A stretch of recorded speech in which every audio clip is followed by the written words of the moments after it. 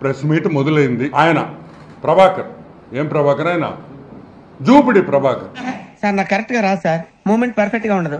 తర్వాత మీరే రాజ రాజ రాజ మార్తాండ శ్రీ శ్రీ శ్రీ పొట్టి సారాయి రెడ్డి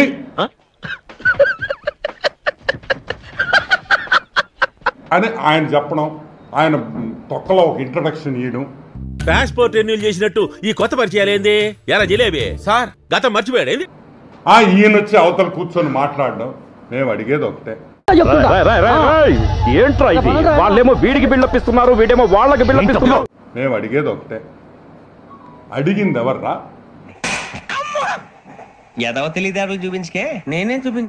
కాదురా రే సాయిగా, ఇప్పుడు నువ్వేమన్నా? కాదురా రే సాయిగా, మర్యాద గిర్యాద లేకుండా మాట్లాడద్దు. నేనేమన్నా గజాలు అనుకున్నావా? ఏంట్రా రెచ్చిపోతా? ఒరే అని నేను ఎందుకు అంటున్నాను తెలుసా? నాకు తెలీదమ్మా. నువ్వు ప్రెస్ మీద మాట్లాడిన భాష అదే భాష ఇప్పుడు వాడుతున్నా. రావుకాలంలో పుట్టుంటారని నీ దరిద్రం అది. కాదురా రే సాయిగా, ఇప్పుడు నువ్వు మదన్ మోహన్ ఏమన్నాడు? మంచోడే గాని రోజుకో బుద్ధి, రోజుకో బెల్లం కావాలా. ఆ తండ్రికి బిడ్డ నువ్వు అని ఆయన అన్నాడు ప్రెస్ మీట్. నేను హస్బెండ్ కాక ముందు ఫాదర్ అయిపోయినా, అట్లుంటది మనతోని. నేను అనలా. మేము ఎవరైనా తెలుగుదేశం పార్టీ వాళ్ళు ఎవరైనా దీంట్లో ఇన్వాల్వ్ అయ్యారా? నీ వెనకాల నేను ఉండానా? నువ్వు ఏమన్నా చేయరా, నేను వస్తానా? ఇంకా నువ్వే చెప్పావు మా పార్టీ వాళ్ళు కూడా దీంట్లో ఉన్నారని. చాలా మంది మా పార్టీలో ఉండే వాళ్ళు కూడా నా పైన ఆరోపణలు చేశారు. పెద్ద లప్పంగాళ్ళ ఉన్నాడు, వీడికి లవ్వేంటి? అంటే వైసీపీ పార్టీ నాయకులు విజయసాయి రెడ్డి మీద కుట్ర పందేరని విజయసాయి రెడ్డి చెప్తున్నాడు. ఇప్పుడు నన్ను ఏం చేయమంటావు? వాళ్ళు ఎవరిదైనా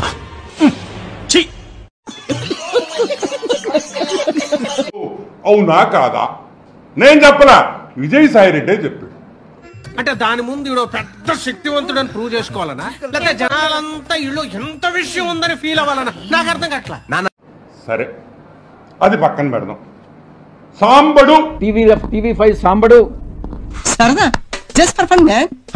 యా టీవీ5 సాంబడు ఏరే మీ ఇంట్లో పనుడా? నేను కావాలని మాట్లాడు, నా తలరాత. ఈ మాట మాట్లాడాలి, జనంతో ఇలా దెంగులు తినాలని రాసి ఉంటేనే తింటాను.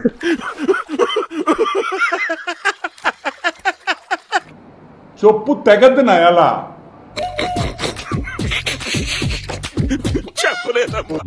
పెద్ద మాట అన్నాడు సరాడు.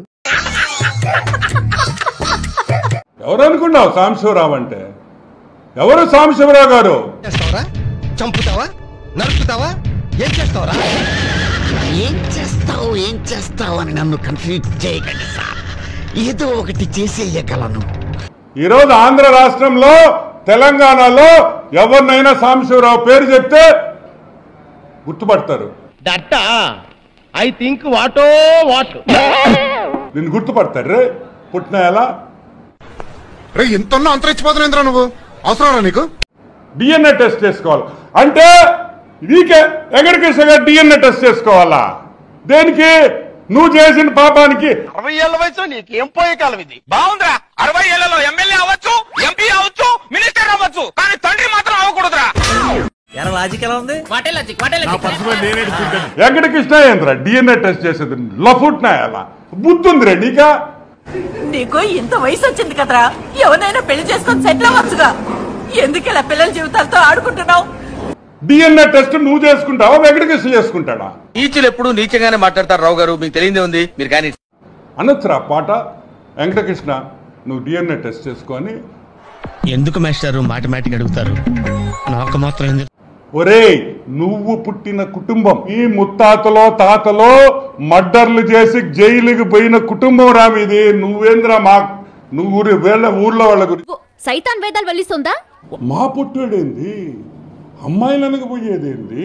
మనోజ్ గడు పోర్లేంట పడతాడు, పోరబోగు నాకు అనుకున్నాం గానీ చాలా సెన్సిటివ్ మావాడు. వాడికి అసలు అంత సీనే లేదా మా ఊడికి.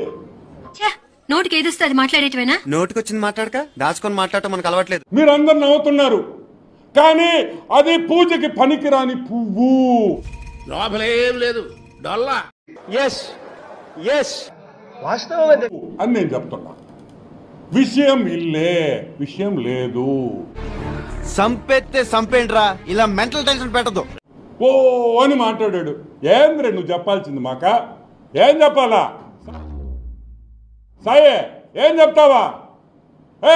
మొకండ్రా, నేను డిఎన్ఏకి రెడీ రే రాండి మాట్లాడు. డిఎన్ఏ గురించా? దేవుడి గౌడి గేదెల బాడీ ఇచ్చాడు గాని గోరంత కూడా బ్రెయిన్ ఇవ్వలేదు. అంటే ఇప్పుడు అడుగుతున్నా, నువ్వు పూజకి పనికిరాని పువ్వా, పూజకి పనికొచ్చే పువ్వా? అంటే నువ్వు ఆ టైపా? నీకు నాకు దోసనక్క. అసలు నిజమేంది, వాస్తవం ఏంది అనేది బయటికి రావాలి.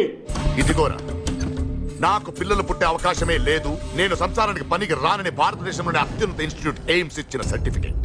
ఒక పక్కనేమో డిఎన్ఏ వద్దంటున్నాం. గాలి వెదవ్వే అనుకున్నాను, తేడాగాడివి కూడానా? సుదర్శన్ రెడ్డి ఏమన్నాడు? మొగాడు ఏమన్నాడా? కూడా నేను డిఎన్ఏ ఇచ్చేదానికి రెడీగా ఉన్నాను. నువ్వు అనలేకపోతున్నావు ఎందుకు? కొంచెం అనుకుంటున్నావా?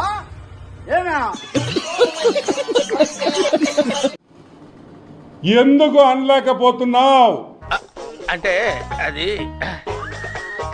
ఎందుకంటే తప్పు చేసినోడే డిఎన్ఏకి రాడు.